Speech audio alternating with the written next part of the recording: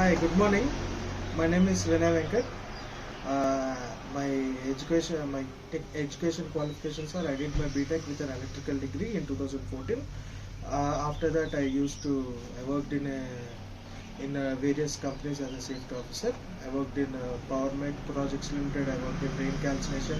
I worked in Coromandel Fertilizers, and I did my SBTET with NIFS in the year of 2018 to 19, and they have been very helpful throughout my course, and they have helped me in getting a job in Hyundai Glovis. Currently, I am hired in Hyundai Glovis through NIFS.